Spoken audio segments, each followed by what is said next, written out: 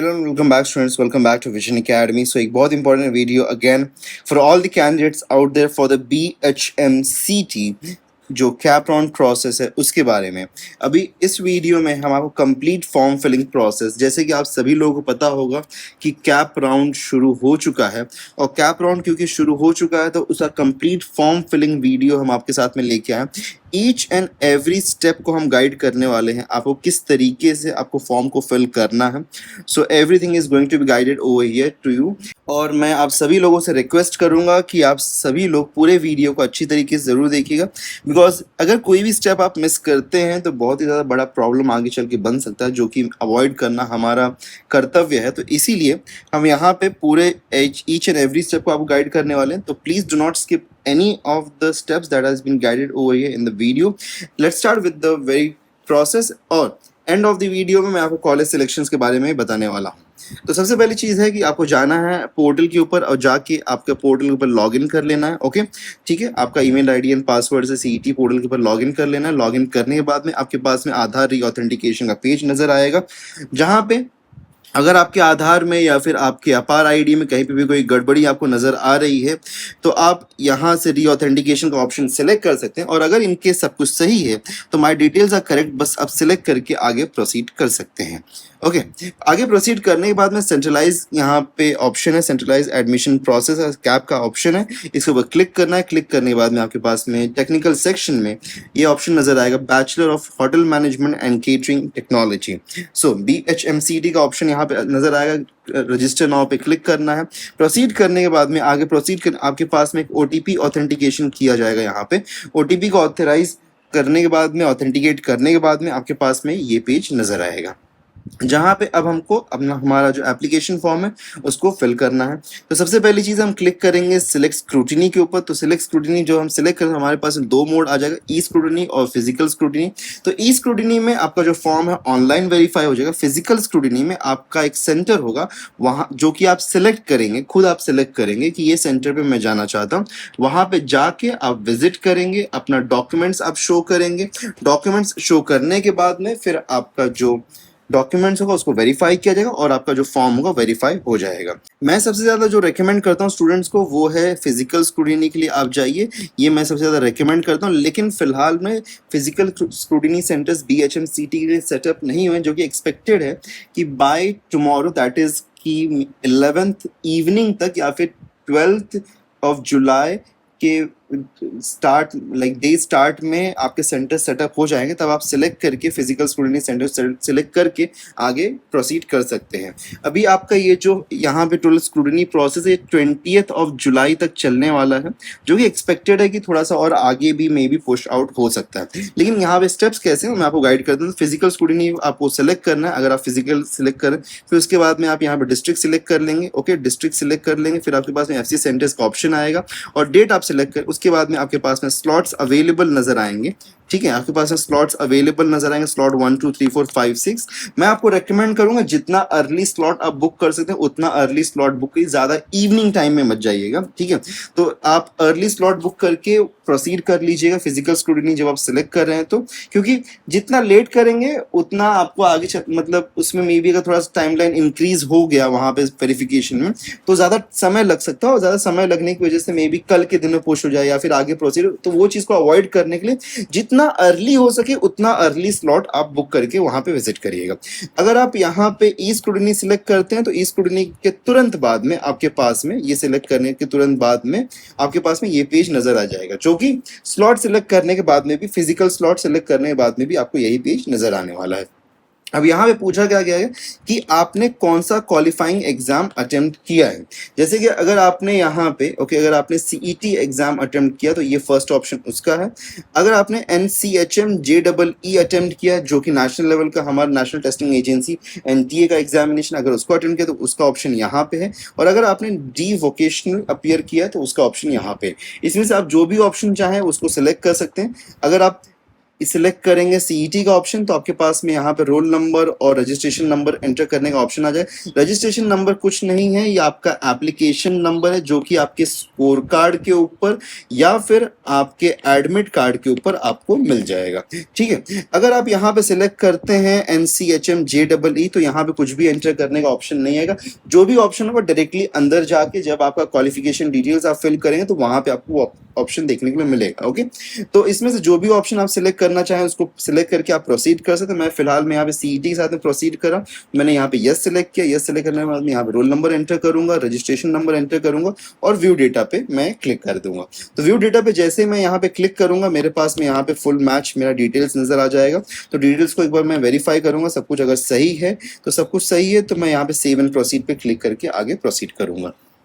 ठीक है, तो ये आपको करना है। सीईटी का जो आप यहाँ पे डिटेल्स फिल करें तो उसके लिए आपको ये करने की जरूरत है। आगे बढ़ते हुए यहाँ पे आपका टाइप ऑफ कैंडिडेट का ऑप्शन आता है। अब टाइप ऑफ कैंडिडेट में आपके पास में जो ऑप्शंस है वो है महाराष्ट्र कैंडिडेट बनने का या फिर ओएमएस कैंडिडेट।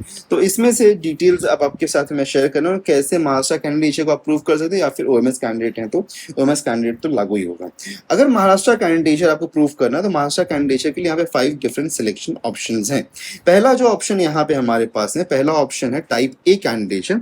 टाइप ए कैंडिडेशन में क्या है कि देखिए आपका जो स्कूलिंग है, ओके, दैट मींस कि 10th standard plus 12th standard जो है ये महाराष्ट्र से हुआ होना चाहिए। ठीक है, अगर महाराष्ट्र से आपकी स्कूलिंग और 12th स्टैंडर्ड आपका महाराष्ट्र से हुआ है तब आप टाइप ए कैंडिडेचर में अप्लाई कर सकते हैं। प्लस उसके साथ में आपके पास में डोमिसाइल होना चाहिए या फिर आपके पास में बर्थ सर्टिफिकेट होना चाहिए या फिर आपके पास में एलसी होना चाहिए।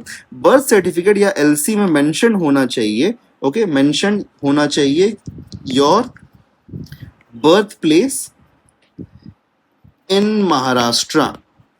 ओके, तो महाराष्ट्र में आपका बर्थ प्लेस मेंशन होना चाहिए अगर आप यहाँ पे टाइप ए कैंडिडेचर प्रूफ करना चाहते हैं। ठीक है, तो टाइप ए कैंडिडेचर के लिए प्राइमरी रिक्वायरमेंट हमारी है कि 10th एंड 12th जो है आपका महाराष्ट्र से हुआ होना चाहिए। उसके साथ में आपके पास में कोई भी एक डॉक्यूमेंट जो कि डोमिसाइल हो सकता है, बर्थ सर्टिफिकेट हो सकता है या फिर एलसी हो सकता है, इसमें से कोई भी एक डॉक्यूमेंट होना चाहिए। बर्थ सर्टिफिकेट और एलसी जो आपका है वो ये यहाँ पे मेंशन करना चाहिए कि आपका जो बर्थ प्लेस है वो इन महाराष्ट्र है, तब आप यहाँ पे टाइप ए कैंडिडेचर के लिए प्रोसीड कर सकते हैं। और अगर आप आगे प्रोसीड करेंगे यहाँ पे आपके पास में ऑप्शन आ जाएगा जहां पे आप डिस्ट्रिक्ट सिलेक्ट करेंगे आपका 10th का और 12th का, फिर उसके बाद में कोई भी एक डॉक्यूमेंट जो आपके पास में होगा। जैसे कि मैंने आपको बताया बर्थ सर्टिफिकेट जहाँ पे place of birth in Maharashtra होना चाहिए, स्कूल सर्टिफिकेट जहाँ पे place of birth in Maharashtra होना चाहिए। इसमें से कोई भी एक डॉक्यूमेंट है या फिर डोमिसाइल है तो काम आपका चल जाएगा। अगर आप टाइप बी के लिए अप्लाई करते हैं, ठीक है, अगर आप टाइप ए में नहीं आ रहे हैं जहाँ पे आपका 10th एंड 12th नहीं हुआ है महाराष्ट्र से, तब आप टाइप बी के लिए अप्लाई करेंगे। टाइप बी में आपको चाहिए यहाँ पे डॉक्यूमेंट जिसका नाम है डोमिसाइल, जो कि मैं हमेशा से कहते हुए आया हूँ कि डोमिसाइल सर्टिफिकेट बहुत ज़्यादा इंपॉर्टेंट है। तो अगर टाइप ए में आपका 10th और 12th जो है वो महाराष्ट्र से नहीं हुआ है तो उस केस में आप टाइप बी कैंडिडेचर में अप्लाई करेंगे। टाइप बी कैंडिडेचर में आप अपना डोमिसाइल दे सकते हैं, आपके फादर का दे सकते हैं या फिर आपकी मदर का डोमिसाइल दे सकते हैं। इनमें से किसी भी एक पर्सन का डोमिसाइल सर्टिफिकेट आप यहाँ पे अपलोड कर सकते हैं और कौन से डिस्ट्रिक्ट से इशू हुआ है उसको यहाँ पे आप सिलेक्ट कर लेंगे, हम सेव एंड प्रोसीड पे क्लिक करेंगे। अगर आप टाइप बी में भी लाई नहीं करते तो आप टाइप सी में अप्लाई कर सकते हैं। टाइप सी में क्या है कि अगर आप यहाँ पे अगर आपके फादर या मदर जो है गवर्नमेंट ऑफ इंडिया या फिर गवर्नमेंट ऑफ इंडिया अंडरटेकिंग में एम्प्लॉय है, ठीक है, गवर्नमेंट ऑफ इंडिया या फिर गवर्नमेंट ऑफ इंडिया अंडरटेकिंग में एम्प्लॉय हैं आपके फादर या मदर और पोस्टेड हैं इन महाराष्ट्र किसी भी डिस्ट्रिक्ट में, तो उस केस में आप एम्प्लॉयमेंट का जो डिटेल है उसको आप यूज कर सकते हैं। इस केस में आपको परफॉर्मा ए सबमिट करना होगा। परफॉर्मा ए सबमिट जब आप करेंगे तब आप यहाँ like end of the process में आपको परफॉर्मा ए सबमिट करना हो, यहाँ पे ही क्लिक करके आपको परफॉर्मा ए का प्रिंट आउट ले लेना है, उसको फिल करके सबमिट कर देना है। ठीक है, तो आपका फादर है या फिर आपके मदर है कौन से डिस्ट्रिक्ट में पोस्ट है वो यहाँ पे सिलेक्ट करके प्रोसीड कर देना है। ये है type C candidature. Type D candidature क्या है कि अगर आपके फादर या मदर, ओके, अगर आपके फादर या मदर एम्प्लॉय हैं गवर्नमेंट ऑफ महाराष्ट्र के या फिर गवर्नमेंट ऑफ महाराष्ट्र अंडरटेकिंग के या फिर रिटायर्ड एम्प्लॉय हैं तो भी, ओके, एम्प्लॉय या फिर रिटायर्ड एम्प्लॉय हैं गवर्नमेंट ऑफ महाराष्ट्र या फिर गवर्नमेंट ऑफ महाराष्ट्र अंडरटेकिंग के, तो उस केस में आप यहाँ पे कैंडिडेचर डी को सिलेक्ट कर सकते हैं और यहाँ पे आप आपका डिस्ट्रिक्ट वगैरह सिलेक्ट कर लेंगे। इस केस में भी आपको एक परफॉर्मा की रिक्वायरमेंट होगी, वो परफॉर्मा आप यहीं से डाउनलोड करके सेव एंड प्रोसीड पे क्लिक करके आगे बढ़ सकते हैं। नेक्स्ट हमारे पास में जो कैंडिडेचर ई टाइप है वो कैंडिडेचर है for the Karnataka, okay, Maharashtra Karnataka border के लिए, ओके, कर्नाटका बॉर्डर के स्टूडेंट्स जो हैं उनके लिए है ये। तो जो डिस्प्यूटेड जो एरिया है, disputed area of the Maharashtra Karnataka border में अगर आप लाइक करते हैं तो उस केस में आप यहाँ पे कैंडिडेचर ई को सिलेक्ट करेंगे, जहाँ पे आपको डिस्ट्रिक्ट सिलेक्ट करना है आपका 10th का और 12th का। और इस केस में एक मैंडेटरी ऑप्शन ये है कि आपका जो मदर टंग होना चाहिए वो मराठी होना चाहिए, ये आपका यहाँ पे मैंडेटरी है। Okay, this is the mandatory case, ये मैंडेटरी है, इसके बिना आप यहाँ पे इसके कैंडिडेचर में अप्लाई नहीं कर पाएंगे।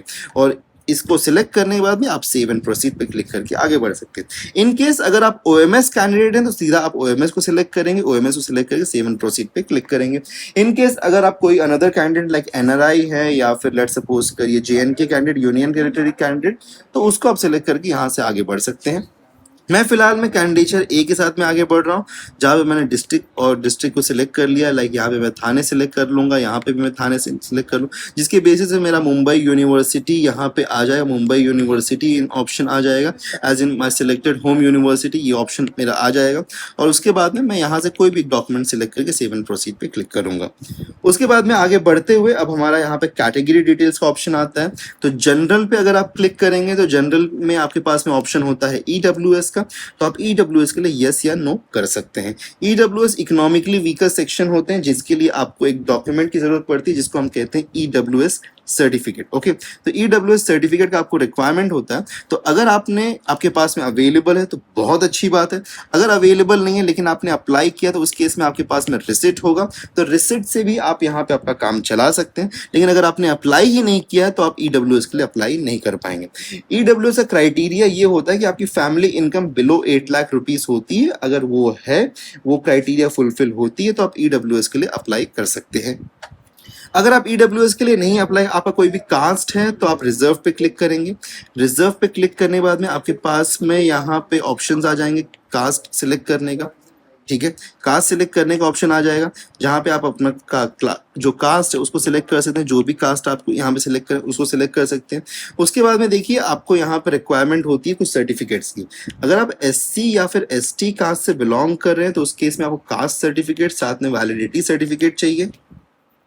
और अगर आपके पास उसके अलावा आप ओबीसी से या फिर वीजे एनटी कहीं से भी बिलोंग करते हैं तो आपको कास्ट सर्टिफिकेट चाहिए, वैलिडिटी सर्टिफिकेट चाहिए और साथ में नॉन क्रीमी लेयर सर्टिफिकेट आपको यहाँ पे चाहिए, ठीक है। तो ये तीनों सर्टिफिकेट्स आपके लिए रिक्वायर्ड होंगे।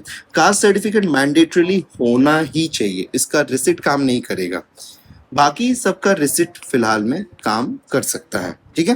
तो ये आप यहाँ से सिलेक्ट कर सकते हैं। मैं फिलहाल में जनरल नो ईडब्ल्यूएस पे सिलेक्ट कर रहा हूँ। फिर यहाँ पे फिजिकली चैलेंज अगर है तो उसको भी सिलेक्ट कर यस या नो सिलेक्ट कर सकते हैं। मैं यहाँ पे नो सिलेक्ट करके आगे बढ़ूंगा। और फिर आपका अगर डिफेंस कोटा है तो इसके लिए आप यस सिलेक्ट कर सकते हैं, मैं यहाँ पे नो सिलेक्ट करके आगे बढ़ रहा हूँ। अच्छा, एक चीज यहाँ पे इंपॉर्टेंट है कि आपको यहाँ पे नेशनलिटी सर्टिफिकेट सिलेक्ट करना है। तो नेशनलिटी के लिए आप यहाँ नेशनलिटी सर्टिफिकेट यूज कर सकते हैं या फिर स्कूल लिविंग सर्टिफिकेट या फिर बर्थ सर्टिफिकेट, जो कि मेंशन करे आपका place of birth in India है और एलसी जो है उसके अंदर नेशनलिटी इंडियन लिखा हुआ होना चाहिए या फिर प्लेस ऑफ बर्थ इंडियन। देखिए उसमें इंडिया नहीं लिखा है तो चलेगा, लेकिन प्लेस अगर इंडिया में है तो वो चल जाएगा, ठीक है। तो जरूरी नहीं कि इंडिया लिखा होगा, लेकिन प्लेस ऑफ लाइक मैं अगर लिख दूं वहां पे थाने, तो थाने इंडिया में ही आता है तो उस केस में कंसीडर हो जाएगा। अगर मैं लिख दूं वहां पे आगरा, तो आगरा इंडिया में आता है तो वो कंसीडर हो जाएगा। तो इसमें से कोई भी एक सर्टिफिकेट आपको यहाँ पे सिलेक्ट कर लेना है, सेव एंड प्रोसीड पे क्लिक करना है। आगे बढ़ते हुए यहाँ पे आ जाता है क्वालिफिकेशन डिटेल्स, जहाँ पे आपको एसएससी का आपका दैट मीन्स की 10th का डिटेल्स शेयर करना है। तो 10th का डिटेल्स आपको यहाँ पे आपका पूरा शेयर करना है, आपका सीट नंबर वगैरह क्या था। देखिए अगर आप महाराष्ट्र बोर्ड से नहीं है, अगर आप सीबीएसई से हैं, आईसीएसई से हैं, तो उस केस में आपका जो सर्टिफिकेट होता है ना, जो मार्कशीट होता है उसके अंदर आपका जो टोटल मार्क्स होता है मेंशन नहीं होता, तो उसके लिए आपको लगेगा कन्वर्जन सर्टिफिकेट। कन्वर्जन सर्टिफिकेट के ऊपर ऑलरेडी मैंने एक वीडियो बनाया हुआ है, आप जाके उसको देख लीजिए कैसे आप कन्वर्जन सर्टिफिकेट बना सकते हैं। अगर आप कन्वर्जन सर्टिफिकेट अटैच नहीं करेंगे तो उस केस में आपका जो वेरिफिकेशन है वो फेल हो जाएगा। तो कन्वर्जन सर्टिफिकेट 10th के लिए भी रिक्वायर्ड है, 12th के लिए भी रिक्वायर्ड है। ये उन कैंडिडेट्स के लिए रिक्वायर्ड जिनका जो रिजल्ट होता है वो ग्रेड्स में होता है या फिर ग्रेड पॉइंट में होता है या फिर total marks mention. Like for example आपका 6 पेपर था तो आपको कुछ भी एक मार्क्स मिला होगा आउट ऑफ 600, अगर ये मेंशन नहीं है तो आपको कन्वर्जन सर्टिफिकेट का रिक्वायरमेंट है। ठीक है, तो यहाँ से आप आपका पूरा डिटेल्स एंटर कर देंगे, सब आप यहाँ पे डिटेल्स वगैरह सब कुछ एंटर कर देंगे। सब डिटेल्स एंटर करने के बाद नीचे स्क्रॉल डाउन करेंगे तो आपका HSC का जो कि 12th का या फिर जो भी आपका डी वोकेशनल कुछ अगर रहा होगा तो उसका आप यहाँ पे डिटेल्स को एंटर करेंगे। ठीक है, सारे डिटेल्स को आप यहाँ पे एंटर करेंगे। नीचे स्क्रॉल डाउन करेंगे तो आपका जो भी क्वालिफाइंग एग्जाम रहेगा उसका डिटेल्स आपके पास में यहाँ पे शो हो रहा होगा। तो वो सब कुछ सही है तो सेव एंड प्रोसीड पे क्लिक करके आगे बढ़ जाएंगे। नेक्स्ट आगे बढ़ते हुए यहाँ पे आपका पर्सनल डिटेल्स का ऑप्शन आता है जहाँ पे नाम आपका ऑलरेडी आ रहा होगा और यहाँ पे आपके पास में फुल नेम वगैरह आपका जो है उसको वो आपको दिखाई दे रहा है, उसको एक बार चेक कर लीजिएगा। अगर कुछ भी गलती है तो उसको रेक्टिफाई कर लीजिएगा। आपका डेट ऑफ बर्थ वगैरह सब कुछ यहाँ पे, अपार ID सब कुछ यहाँ पे नजर आ रहा है। अच्छा, यहाँ पे एक और ऑप्शन आता है जो है TFWS का। ठीक है, एक ऑप्शन हमारे पास में यहाँ पे है TFWS का। तो TFWS जो होता है उसके अंदर आपका जो फीस होता है, ट्यूशन फी वेवर स्कीम होता है ये, तो इसमें जो आपका फीस होता है काफी ज्यादा रिड्यूस हो जाता है। इसके लिए अप्लाई कौन कर सकता है? जिसका भी फैमिली इनकम 8 लाख से कम है। 8 लाख से कम है तो वो इसके लिए अप्लाई कर सकते हैं। इसके लिए रिक्वायरमेंट क्या होती है? इनकम सर्टिफिकेट का। इनकम सर्टिफिकेट का रिक्वायरमेंट है जो कि आपको 2 दिन के अंदर अर्जेंट बेसिस पर अगर आप बनवाना चाहें तो बनवा सकते हैं। 2 दिन के अंदर मिल जाए, 1500 से 2000 रुपए लगते हैं, आप उसको बनवा सकते हैं 2 दिन के अंदर। लेकिन इसका एक चीज ध्यान दीजिएगा, इसका रिसिट काम नहीं करेगा, इसका सर्टिफिकेट ही चाहिए आपको। मूविंग अहेड डाउनवर्ड्स अगर हम जाएंगे तो अब आपके पास में ऑप्शन आता है आपका माइनॉरिटी का। माइनॉरिटी डिसाइड होता है आपका रिलीजन और मदर टंग आप यहाँ पे क्या सिलेक्ट करना है। जैसे अगर आपने हिंदी सिलेक्ट किया है यहाँ पे तो आपके पास में जो माइनॉरिटी का ऑप्शन आएगा वो सिर्फ लिंग्विस्टिक का आएगा, जिसमें आप हिंदी एंड हिंदी भोजपुरी आ जाएगा। अगर आपने रिलीजन कुछ और सिलेक्ट कर लिया, रिलीजन लेट सपोज करिए आपने यहाँ पे क्रिश्चियन वगैरह सिलेक्ट करिए, तो आपके पास रिलीजियस माइनॉरिटी का भी ऑप्शन आ जाता है और लिंग्विस्टिक माइनॉरिटी का भी ऑप्शन आपके पास में आ जाएगा। ठीक है, तो दोनों ही ऑप्शन ये based upon your religion and mother tongue के ऊपर ये होता है। ओके, इसके लिए डॉक्यूमेंट का रिक्वायर्ड है। कोई भी रिलीजियस माइनॉरिटी के लिए आपके पास एक डॉक्यूमेंट में आप LC यूज कर सकते हैं प्रिसाइजली। अगर LC में आपका रिलीजन या फिर आपका मदर टंग मेंशन है तो उसके एज इन आप सर्टिफिकेट यूज कर सकते हैं। और अगर नहीं है तो आप परफॉर्मा O को, जो कि सेल्फ साइन करना है, बस उसका एक प्रिंट आउट ले लेना, जो कि आपको हमारे वेबसाइट पे मिल जाएगा। यहाँ से आप डायरेक्टली डाउनलोड भी कर सकते हैं, जैसे भी आप चाहें वैसे आपको मिल सकता है परफॉर्मा O। उसको डाउनलोड कर लीजिए और डाउनलोड करके प्रिंट कर लीजिए। ठीक है, तो उस तरीके से आपको यहाँ पे परफॉर्मा O भी मिल जाएगा। तो नीचे डिस्क्रिप्शन में वैसे लिंक दे देंगे, इसका कोई प्रॉब्लम नहीं है। तो परफॉर्मा O भी आपको यहाँ पे मिल जाएगा। तो परफॉर्मा O को लेके आपको प्रिंट आउट लेके उस पर जो फिल करके स्कैन करके अपलोड कर देना। ठीक है, तो रिलीजियस माइनॉरिटी और लिंग्विस्टिक माइनॉरिटी दोनों के लिए सेम प्रोसेस है हमारा। मूविंग एड फर्दर, नीचे आप स्क्रॉल करके जाएंगे तो आपका यहाँ पे जो एड्रेस डिटेल है उसका ऑप्शन आपको नजर आ जाएगा, उसको चेक कर लीजिए। सब कुछ सही है अगर तो आगे नीचे प्रोसीड करिएगा। प्रोसीड करेंगे जैसे ही आप नीचे यहाँ पे तो आपका यहाँ पे जो है आपका कॉन्टैक्ट डिटेल्स आपको नजर आ जाए। कॉन्टैक्ट डिटेल्स अगर सही है तो कॉन्टैक्ट डिटेल्स को यहाँ पे सिलेक्ट, सब कुछ सही है तो आगे सेव एंड प्रोसीड पे क्लिक करेंगे। सेव एंड प्रोसीड पे क्लिक करने के बाद में अब आपका फोटो अपलोड करने का ऑप्शन है। फोटो अपलोड में आपको फोटो जो आपका अपलोड करेंगे तो उसमें ऊपर आपका फोटो होना चाहिए, नीचे आपका यहाँ पे साइन होना चाहिए। इस तरीके से आप एक फोटो को यहाँ पे अपलोड करेंगे। अपलोड करने के बाद में सेव एंड प्रोसीड पे क्लिक करेंगे। उसके बाद में अब आपके पास में पूरा डॉक्यूमेंट अपलोड का ऑप्शन आ जाएगा। सब डॉक्यूमेंट्स को 1 बाय 1 सब डॉक्यूमेंट्स को अपलोड कर लेंगे। ठीक है, और जैसे ही मैंने बताया 10th एंड 12th, अगर आप के 10th और 12th के मार्कशीट में टोटल मेंशन नहीं है या फिर अगर आपका मार्कशीट ग्रेड्स में है तो कन्वर्जन सर्टिफिकेट रिक्वायर्ड है, जिसको आप बना सकते हैं बाय वाचिंग द वीडियो, जो कि हमने ऑलरेडी शेयर किया हुआ है। ओके, उसके बाद में सब कुछ अगर सही होता है तो सब कुछ अपलोड करने के बाद में सेव एंड प्रोसीड पे क्लिक करके आप आगे बढ़ जाएंगे। आगे बढ़ने के बाद में अब आपके पास में यहाँ पे पेमेंट का ऑप्शन है। क्योंकि आपने ऑलरेडी CET का एग्जाम दिया हुआ है तो आपको पेमेंट यहाँ पे 0 देना पड़ेगा, कोई पेमेंट देने की जरूरत नहीं। अगर आपने CET का फॉर्म नहीं फिल किया तो अगर आपने CET का एग्जाम नहीं थे तो आपको यहाँ पेमेंट करना पड़ता, जो कि 1300 या फिर 1000 रुपीज़ हो सकता था। ये ऑटोमेटिकली पे नाउ पे आप क्लिक कर सकते हैं या फिर ऑटोमेटिकली प्रोसीड हो जाएगा। तो उसके बाद में अब आपका यहाँ पे जो एप्लीकेशन फॉर्म है, आपका एप्लीकेशन फॉर्म यहाँ पे रेडी हो जाता है। इस एप्लीकेशन फॉर्म को आप प्रिंट करके रख सकते हैं। अगर आपने फिजिकल स्क्रूटिनी सिलेक्ट किया होगा तो आपको विजिट करना पड़ेगा सेंटर। अगर आपने ई वेरिफिकेशन सिलेक्ट किया होगा तो आपको ऑनलाइन ही वेरीफाई हो जाए, जो कि मैं ज़्यादा रिकमेंड नहीं करता हूँ, लेकिन फिर भी जैसा भी आपको सिलेक्ट करना है आप उस तरीके से, जैसे यहाँ पे ई स्क्रूटिनी तो ऑनलाइन वेरीफाई हो जाएगा। अगर आप चाहें तो आप फिजिकल स्क्रूटिनी भी सिलेक्ट कर सकते हैं, जो कि मैं ज़्यादा रिकमेंड करता हूँ। अच्छा, इन केस कोई गलती अगर हो गई है फॉर्म फिल करने में, तो आप यहाँ पे आके अनलॉक योर एप्लीकेशन फॉर्म। देखिए, आप तब तक ये फॉर्म को अनलॉक कर सकते हैं जब तक कि आपका फॉर्म वेरिफिकेशन के लिए नहीं गया हो। अगर आपका फॉर्म वेरिफिकेशन के लिए प्रोसीड कर गया है तो फिर आप उसके अंदर चेंजेस नहीं कर पाए। तो उसके पहले चेंजेस करने के लिए अनलॉक योर एप्लीकेशन पे अगर आप क्लिक करें तो आपका फॉर्म अनलॉक हो जाएगा। यहाँ पे कहीं भी जाके आपको जो भी चेंजेस करना उसको आप कर सकते हैं। ठीक है, so this is how completely आप फॉर्म को फिल कर सकते हैं विदाउट एनी एरर्स। और कोई भी अनदर डाउट होगा तो you can contact us for one-to-one counseling as well.